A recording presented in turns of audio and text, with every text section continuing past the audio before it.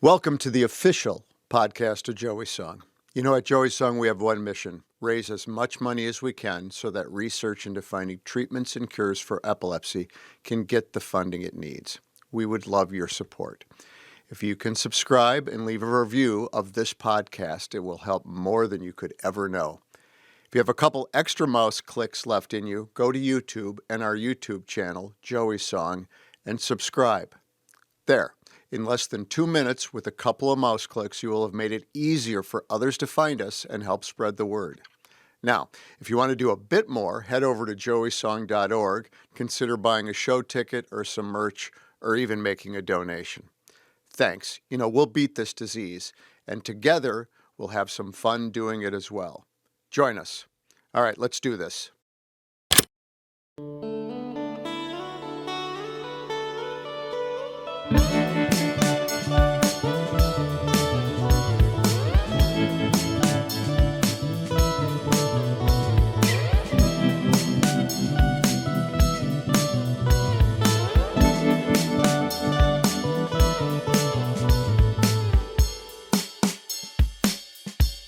Scoreboards and Setlists. Ebo here, Mike from Joey's Song. Ebo. What's going on, man? How we been? It's a great Friday today. Friday. It is a great Friday. Every day's a good day. Yeah. But something's in the air today. Maybe it's because I get to know. I get to talk with you. Well, sure. Talk to my wife about how special that is. Yeah, you can talk to mine about me being special. All right. So, Mike, what I love to do, always raising awareness for fighting against epilepsy here in Joey's Song and what it is that you do and near and dear to your heart, our heart here, but also for Scoreboards and Setlists, the scoreboard side of things. You know, we talk our sports. Brewers in first place. Yep. And 4 games above the Cubs currently. And that could change. Yep. Let me ask you this really quick. And it's something we like, and what we don't talk about, these kind of like political songs and getting out there. But I thought, maybe not political, but more of a statement. Now, the enemy of my enemy could be my friend sometimes. Absolutely, especially in sports. How do you feel about the St. Louis Cardinals? Oh, they are the Cubs' hated rival is the St. Louis Cardinals. You know, you've got all these menage a trois or whatever it is. Brewers hate the Cubs hate the Cardinals kind of stuff. But, despise them, especially because of the Cardinal way.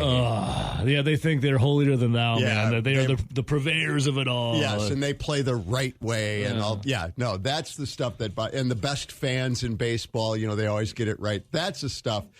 I don't necessarily despise the players. It's always the fan base that you dislike more than the players. So not they can't lose enough and by enough runs for me. So my question for you is, this has been a topic since it happened earlier this week. So Abner Uribe is a relief pitcher for the Milwaukee Brewers, and Brewers are up 6-0. Abner Uribe goes up and he, the 1-2-3 gets him out, and then he had thought, apparently through all of this, that they were talking about Beam and Christian Yelich, and there was this and that. Abner Uribe. Now, in the late 90s, middle school, there was a sensation happening from a wrestling group called the Generation X. Oh, yeah. And they'd throw up the suck it sign. Yep. So Abner Uribe strikes it out, and he's on the mound, and he does a little pump, and then he looks over and he throws the suck it sign, not once, not twice, but thrice, to the Cardinals dugout. And this has been a huge to-do about it all, like the rules of the game and this and that. Rules I personally loved it. It brought me back to middle school and high school. I thought maybe it should come back. I love the gesture. That's the millennial in me, though, as the boomer in you. Yeah. How do we feel about Abner Uribe telling the Cardinals that? Well, again, you have to consider the context. I have no problem with anybody ever doing that. It's funny. So my son is 24, and we watch a lot of sports together. Mm-hmm. And I go back and forth. I have my boomer moments, and I have my non-boomer. There are some times when it's like, just pretend you've been there before, right? And there are other times when I like it, like watching the NBA last night. The talking back. I like that it's hot and they're talking to each other. So I go back and forth. But with the context of it, as you said, the enemy of my enemy is my friend. Yeah. I'm just fine. With it. And I think in general that sports, and particularly baseball, has more unwritten rules than any sport. Multiple times, right? You can't bunt with a no-hitter and all. I like the unwritten rules, too, though, because I like them when they're broken, because then it brings up a conversation. Yeah. And then people get really passionate in their beliefs of how they feel about said unwritten or written rules. Well, and then they can also find the hypocrisy of I like it when it favors me and I dislike it when it's going against me. But I think baseball in today's world, in order to survive, needs to take some of those unwritten rules and put them in the bullpen. Yeah. Now, with that, that's a statement being made by Abner Uribe. Yep. And that was the scoreboard side. For the Setlists side of things, Yep. what I love about you is you're always thinking every week, like, hey, let's talk about this. What's the statement that be made here, maybe throughout the years of the Setlist side of things here? Meaning, I'm not sure where you're going with With that. your idea today. Oh, in general, sure. So I That's where I was going. I thought I needed to tie that together. As you can see, folks, this is a very well-rehearsed program we've got here. So one of the things in today's, shall we say, tense climate is a lot of statements are being made in the artistic community as well about what's going on in the world. And I just thought about that. And I thought, there's a difference between when you were growing up, a lot of the statements came from the rap community. That's where things were politicized, right? And in an environment where they can articulate what they're mad at. I'm thinking NWA and Eminem and a lot of these people that wrote really substantial songs. Mm-hmm. My day, it was more of the pop song, verse, chorus, verse, get out. But there were some amazing ones, right? For What It's Worth by Buffalo Springfield. We were talking about Fortunate Son by CCR before we came on. And those were all songs that had something behind them besides the song.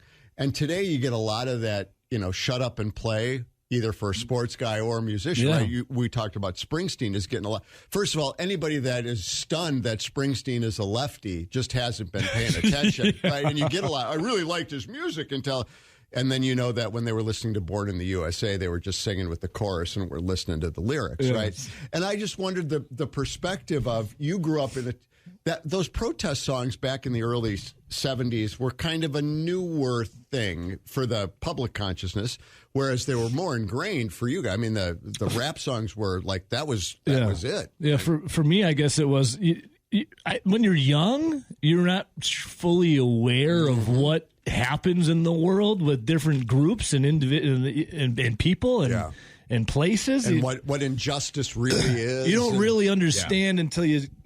because when you're young, you're just kind of in your little bubble, your little world. And you're not, it could be different now. It's definitely different now with internet and social media and all that. But for me, I'm from a town of 4,000 people, Dodgeville, Wisconsin. Right. And then you're hearing like NWA, for example, or you're like, I don't understand. What is Compton? I don't. Yeah, I don't understand what it is. I like it, but I don't get it. That's right. And then Eminem comes along, and maybe as someone, for me, it's like you identify a little more just because appearances. You're like races. Yeah, and also thing. a guy from Michigan and Detroit, and you're like, oh, what's this guy has to say? And then you get a little, and that was into my coming of age kind of. And then there's for me, it's Marilyn Manson too. And everyone politically wanted to blame Marilyn Manson for certain reasons, and that was Columbine as well. Then you wanted to blame Eminem for the reason why people act, and that's why you say like, will the real Slim Shady please stand up and all these things, and you're like, okay, is it the artist's fault that someone has chosen to do something, or is it society? Is it societal?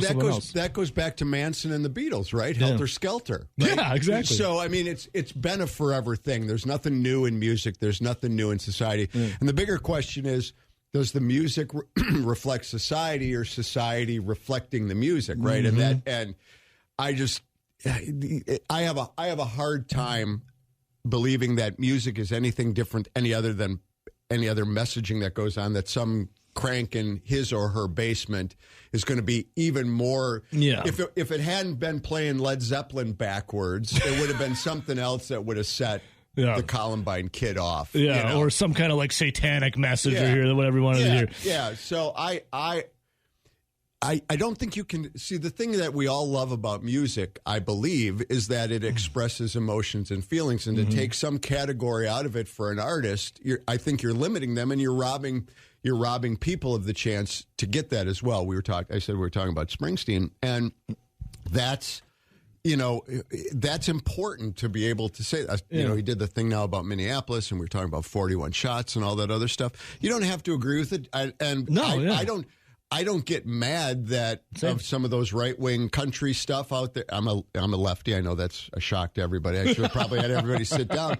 I don't get mad at it. It's just when it's on, right. That's why there's the forward button or the off button. It doesn't make me mad, or I don't think they're awful people for doing it, and vice versa. So I just think it's important. For me, I remember I was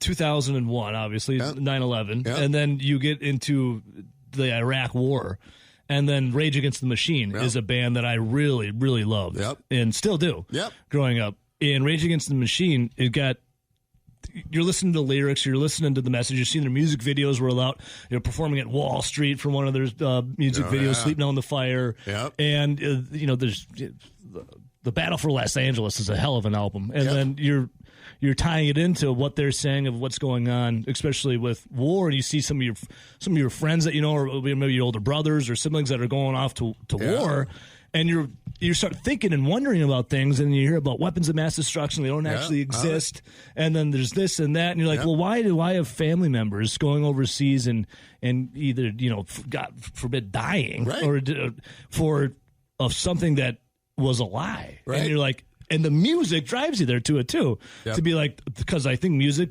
definitely mirrors what's happening in society. And it's a political piece, and it should be it helps get a message out there to be like, hey, this isn't right. Well, and it gets back to, the people that don't want to have society be anything other than appear to be a benevolent something or other, right? It's like when it's reflecting something back that you don't like is when people kind of freak out. But again, what's new is old again, or whatever the phrase is on that, because that's what the Vietnam War was about. And that was when there was the draft, and you had people that had no choice. Yeah. And, you see, and, it was the same thing. You can, if you read and I don't want to turn this into a TED Talk on American history, but, LBJ and the war and all that other stuff, people can argue that was for no reason as well. Oh, I'm very anti-war. Yeah. And that you had no choice. Your number came up in the draft, and you were gone, and people were dying. So I always have a problem with people that don't want the warts and all to be shown on whatever it is, right? Everything's got to be. You can't let people see that's how you grow as a person. I think that's how you grow as a country, is exposing and saying, we got this one a little bit wrong, and music reflects that in a much more digestible way, I think, for people, rather than sitting down and watching a 59-minute Frontline expose on PBS, about it. So I think it's great, and I think the other part of it that really works, and that this is the other part I wanted to talk to you about with your generation, is it gives a voice to the underrepresented, too, which is, representation matters no matter what anybody says, right? And can you imagine how inspiring that music coming out from, again, the West Coast and then the East Coast rappers as well, about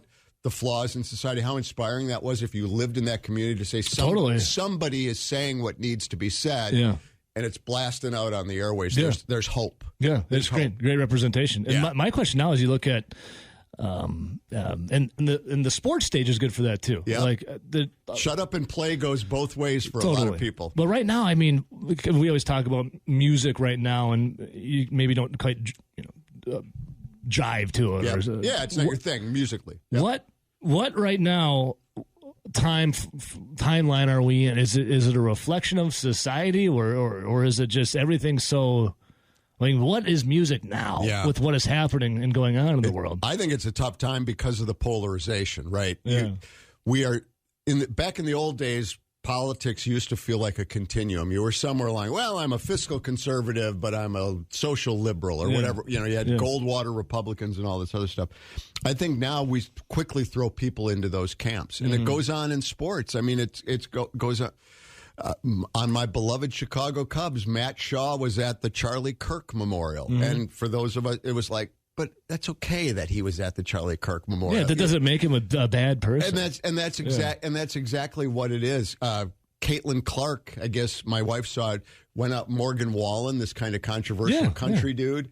She came out. He always brings a local celebrity. Yeah, she came out with his intro. And at first you kind of want to go, no, everybody should think what I think. Yeah. But it's like, no, it's not. But we're so quick because of one thing to throw people. We've got to divide everybody into the two camps, which is awful to do. And that's terrible. And that's what I think, to answer your question, that's where we're at. Yeah.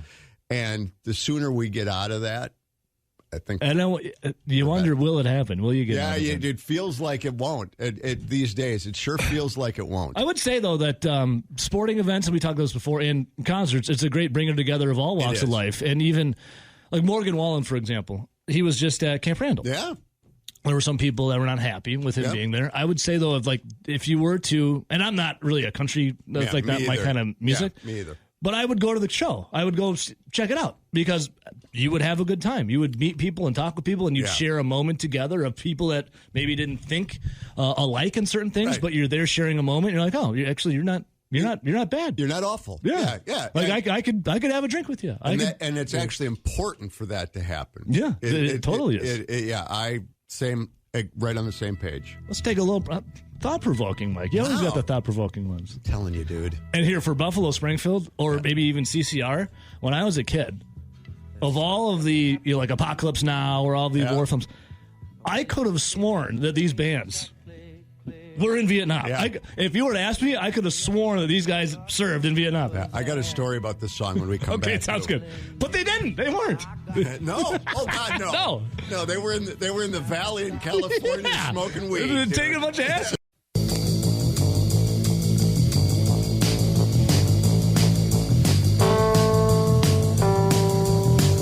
Scoreboards and set lists. This is the stuff. This is it, man. Yep. I always love jamming some Doors. Oh, God. It's always fun. Too bad this is that 27 Club, man. Oh, I know. We could do about a 3-parter on that one. You said you had an interesting story about Buffalo Springfield. So that song, For What It's Worth. So, first of all, the reason, before I get into the story, the reason why that is a great song that holds up is it's very generic. People assume it's about the Vietnam War. It's not about the Vietnam War. It's about a protest that was going on in L.A. that Stephen Stills saw. But because he doesn't mention a time or a place, you can still listen to it now and go, oh, yeah, I can. Yeah. But anyway, he didn't like the song after, so it's called For What It's Worth is the name of the song. Those words do not appear in the song anywhere, right? There's never a lyric where he says it. The reason it's called For What It's Worth is Stills didn't like the song. He was in with, I don't know if it was Clive Davis or whoever was the label master at the time, and they were looking at what they were going to release, and they didn't have enough songs. And he goes, I got this other one. You can listen to it for what it's worth. Never left it after that. They liked it. They put it on. And when the record came out, it said for what, and Still said, why did you call it that? He goes, well, you named, literally. That's what you said. It was a throwaway song, and you made it sound like, here it is for what it's worth. And so that's why For What It's Worth, which has nothing to do with the song or isn't listed anywhere.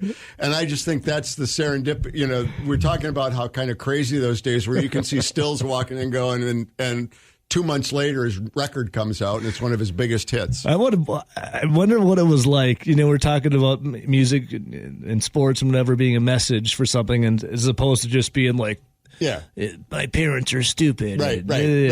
I wonder what it was like being in Laurel Canyon when you had all of that happening. While the war is, upstarting and going on, and then you have all these people that want to make a difference, yet you have all...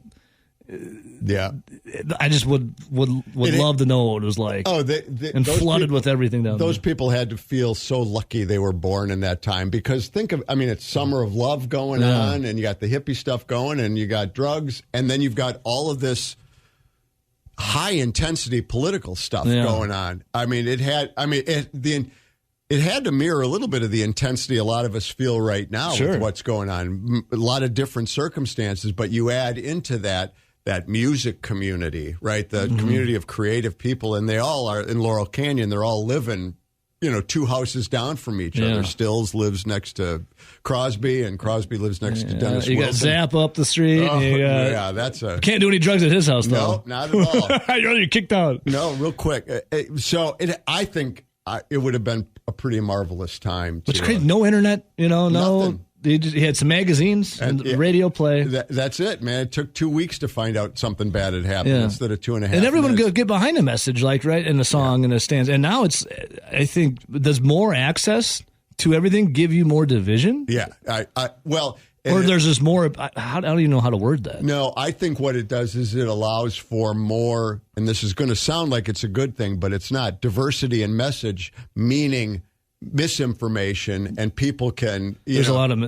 We were talking about, Josh Jacobs, for example. He just got released from jail. Charges still could be stemming, but you have people out there who want to be so quick to tell you what they think of it. Right. And there's not a lot of information, hardly any information out, but they're telling you what to think with misinformation, and all because they want to sell clicks online. And there's still some perceived value in being first. Exactly. And that's part of it too, right? The first click is the one that gets the most virality. I don't know. Again, making up words. I do that every day. So making up words on the show. Yeah. And that's part of it. And that gets into that when you want to be, you'd rather be first than right. Right. Yeah, right. And then if you're wrong, as long as you're first, you don't really have to make much of you can make a correction, but it's compared to what the amount of traction you got to be first is now you being wrong, and you correcting yourself is minuscule to what you got to begin with. And you can always fall back on hey, it was the information I had at the time. I felt it was my. But there was no information, right? But see, that's the other part of it is we confuse opinion with fact too, and I think we all know where that blame comes from.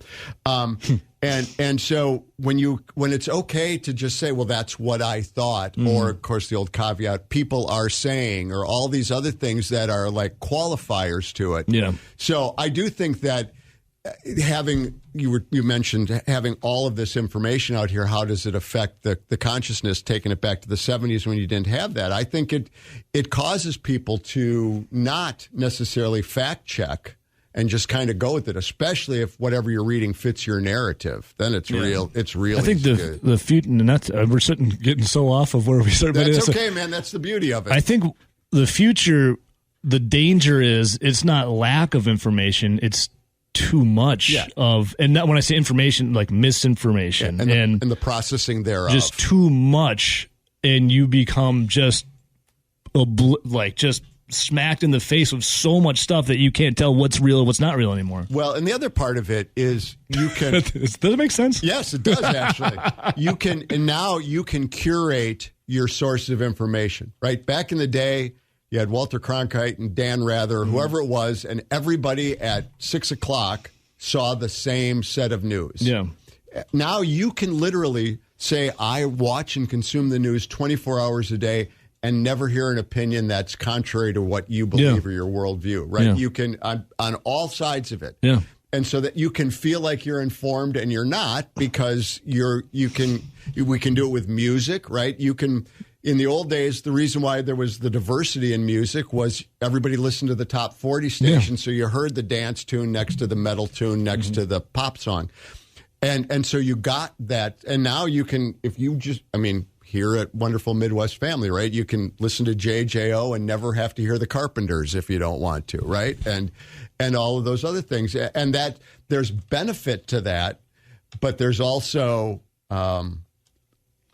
it creates an echo chamber both musically and politically that I don't think is particularly good. Every day there's more and more meaningless information pumped into your brain for those clicks that I think it slows down potential social progress and human evolution. We're getting very philosophical. It is. This we've only just begun. I know what's coming here. Believe me, I know what's coming.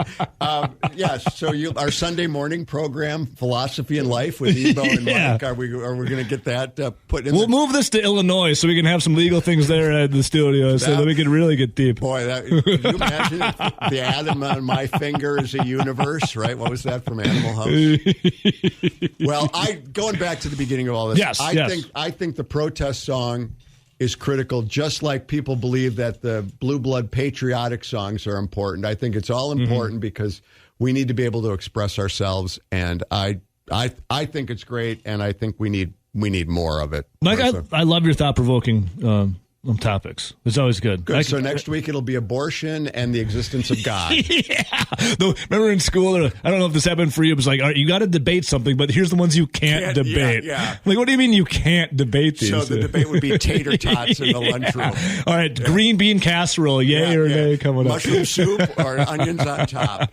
All right, Mike, before we do get out of here, man, if people, Joey's song, remind everyone, with the concert coming up and all of that for you. Yep, so the best way to keep in touch, and Ebo and I I was giving him a sneak preview. We had some fun announcements possibly coming up.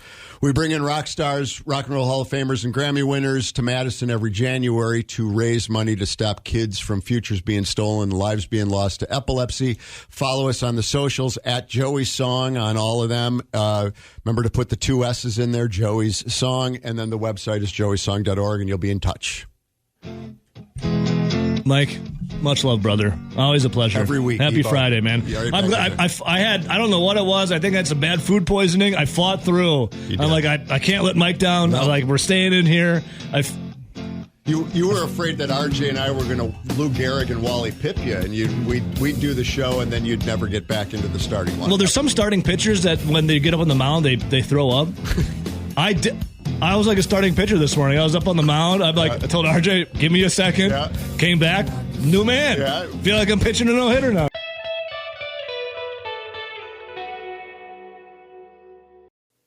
Hey, thanks for sticking around all the way to the end of the podcast. A quick reminder, if you can give us a follow or subscribe on your favorite podcast provider and write a short review, it will really help us out.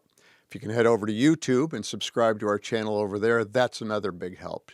These simple acts make it easier for others to find us.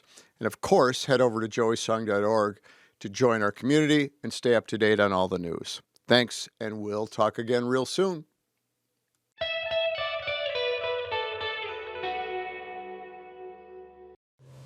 Learn more about Joey's Song by visiting joeysong.org. The theme music was composed by Sam Gamal, and Joey's Song is a federally registered 501c3 charity. Thanks for listening.